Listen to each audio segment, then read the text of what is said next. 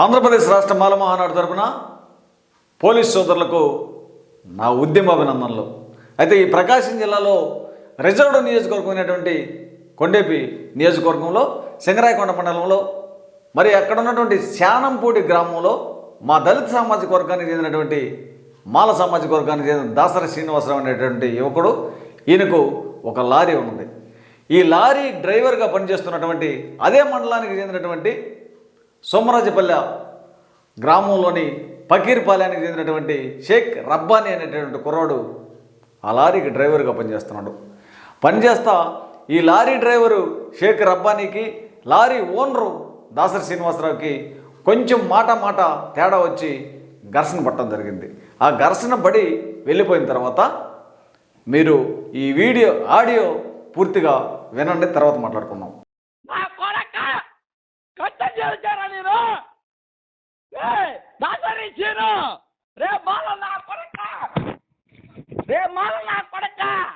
నీ బండికి కష్టం వచ్చావు నా డ్రైవర్ కింద పోయి రాత్రులు దిగుతారా రికార్డ్ చేసుకో పెట్టుకో పోయి నువ్వు ఇప్పుడు డ్యూటీ కాదు, నువ్వు మొగలు చేసిన కాదు. ఇప్పుడు రారా, ఇప్పుడు కలిపి ఎవరు ఇప్పుడు గల్పరా ఎవరికి నీ బండికి డ్రైవర్లు ఎక్కితే ఎక్కిస్తే మీ కుత్తలలో అంటున్నానా ఏమన్నా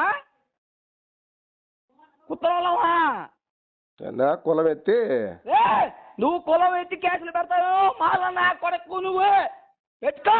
నా ఆతుల్లో కేసులు పెట్టుకుంటే 4-5 నెలల జైల్లో ఉంటాను. నా ఆతులు బీకారేంది డబ్బులు వేసినోడి డబ్బులు వాటింగు నీ బండికి ఇలా మాట్లాడి డ్రైవర్ మరి నాకేం పనిరా, నాకేం పని? అన్నదమ్ముల్ని తండ్రిదండ్రులను వదులుకొని కుత్తా ముచ్చుకొని నిజాయితీగా డ్యూటీ చేసుకుంటున్నా. నీ కాడ నన్నే నువ్వు అవమానించావు.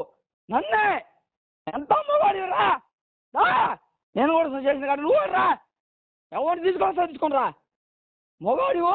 నన్ను నువ్వు కొట్టావు కదా, నేను దాగున్నా కాబట్టి నువ్వు కొట్టావు. నువ్వు ఇప్పుడు రా, నువ్వు ఎంత మొగాడివో రా. నా కొడగారా అంతే తెలుస్తారా? ఎవరిని అడుగుతున్నా నాకు నాన్న రమ్ముళ్ళు వదులుకొని అంత రాజు రమ్ముళ్ళే కదా మా డాడీకి కూడా చెప్పా.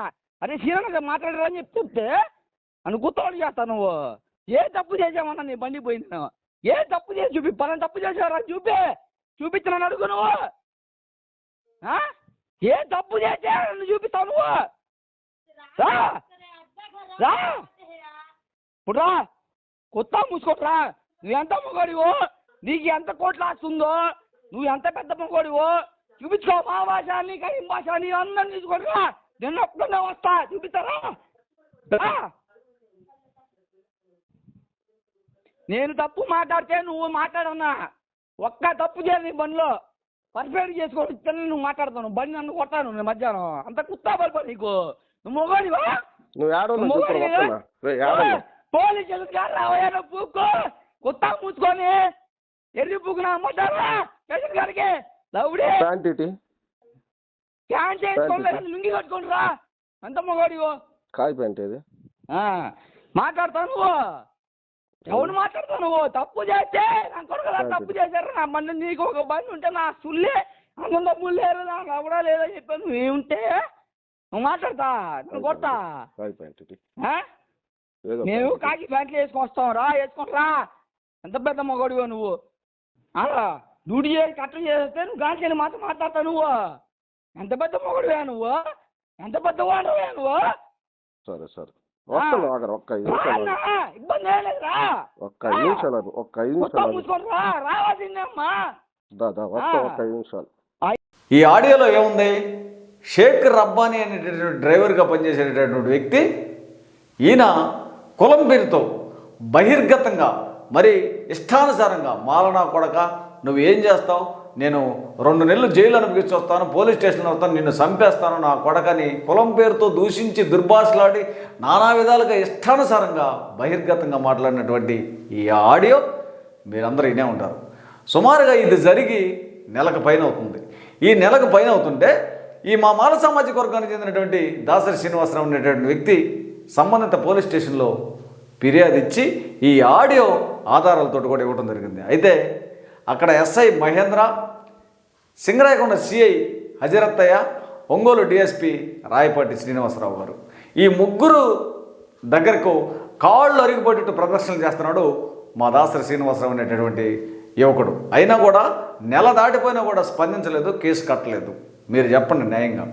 వాస్తవంగా కావాలని దుర్భాషలాడి దూషించి కులం పేరుతోటి బహిర్గతంగా చంపుతాను నిన్ను, పోలీస్ స్టేషన్లో అవసరమైతే 2 నెలలు జైలు చేసి వస్తానని చెప్పి మాట్లాడితే ఎస్ఐ అనేటటువంటి వ్యక్తి ఏం చేయాలా? ఈ ఆడియో ఆధారం ఉంది కాబట్టి ఫస్ట్ ఎఫ్ఐఆర్ చేయాలా. ఎస్సీ ఎస్టీ కేసు కింద ఎఫ్ఐఆర్ చేస్తే ఆ తర్వాత ఈ ఎఫ్ఐఆర్ ఆధారంగా ఈ ఎస్సీ ఎస్టీ కేసుకు విచారణ అధికారికంగా డిఎస్పి స్థాయి అధికారి డిఎస్పి విచారణలో ఇది ట్రూ ఆర్ ఫాల్స్, నిజమా కాదా అని విచారణలో తేలుతుంది కదా. అట్లా కాదా? నీకెందుకు సింగరాయకొండ ఎస్ఐ నువ్వు ఎఫ్ఐఆర్ చేయాలి కదా? నీ ప్రోత్బలం ఏంది? నీ అత్యుత్సాహం ఏంది? దీనిలో ఆధారాలు లేకుండా ఏమున్నాయి? నీకు ఎఫ్ఐఆర్ చేసి పంపితే సంబంధిత డిఎస్పీ గారు విచారణ చేస్తాడు. ఇది అతను టోనా కాదా, అతను మాట్లాడిందా కాదా, వీరిద్దరికి జరిగినటువంటి ఘర్షణ ఏంటంటే విచారణలో డిఎస్పీ పూర్వపరాలతో పారదర్శకంగా విచారణ జరిపించి ఈ కేసు మీద మరి చట్టప్రకారమైనటువంటి చర్యలు తీసుకుంటాడు. ఇది ఇలా ఉంటే 4 రోజుల క్రితం ఈ ప్రకాశం జిల్లా కేంద్రమైనటువంటి ఒంగోలు నగరంలో ఇక్కడ ప్రేమించడానికి కులం లేదు కానీ, కులం అడ్డం రాలేదు కానీ పెళ్లి చేసుకోవడానికి కులం అడ్డం వచ్చిన విధంగా ఒక అగ్రకులానికి చెందినటువంటి యువకుడు దళిత సామాజిక వర్గానికి చెందినటువంటి అమ్మాయిని ప్రేమించి 10 సంవత్సరాలు పెళ్లి చేసుకోబోయే సమయానికి మీ కులం మా ఇంట్లో ఒప్పుకోవట్లేదని చెప్తే దాన్ని ఆమె ఉరేసుకొని చనిపోతే దాని మీదట కూడా పోలీసులు ఈమె అనుమాన స్థితిలో చచ్చిపోయిందని చెప్పి కేసు కడతారు. అక్కడ మా దళిత సంఘాలు కుల సంఘాలు అందరం పోయి దాని మీద ఒక ధర్నా చేస్తే అప్పుడు అట్రాసిటీ కేసు కట్టారు. ఇక్కడ ఏం జరుగుతుంది? ఎక్కడైనా సరే మా దళితులకు అన్యాయం జరిగింది, నష్టం జరిగింది, మా మీద దాడి చేశారు, పొడిచారు, మమ్మల్ని మానభంగాలు చేశారని న్యాయంగా మాకు న్యాయం చేయని చెప్పి అడిగితే మా గోడుని వినేటటువంటి వారు ఎవరు కూడా లేరు. ఇది నిజం.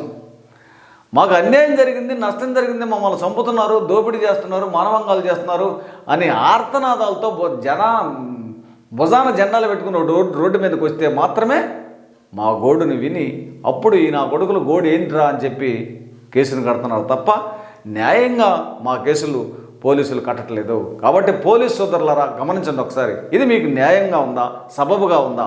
దీని మీదట రేపు సోమవారం ప్రకాశం జిల్లా కలెక్టర్ గారిని కలిసి ఆ తర్వాత ఎస్పీ గారిని కలిసి దీని మీద పూర్వపరాలతో ఆడియోను వినిపించి కేసును కట్టకపోతే మరుసటి రోజు ప్రకాశం జిల్లా కలెక్టరేట్ ముందు మాల మహానాడు ఆధ్వర్యంలో మాకు న్యాయం జరిగేంత వరకు ధర్నా చేసి నిరసన చేసి మాకు న్యాయబద్ధంగా ఈ ఎస్సీ ఎస్టీ కేసును కట్టాలని డిమాండ్ చేస్తున్నాను.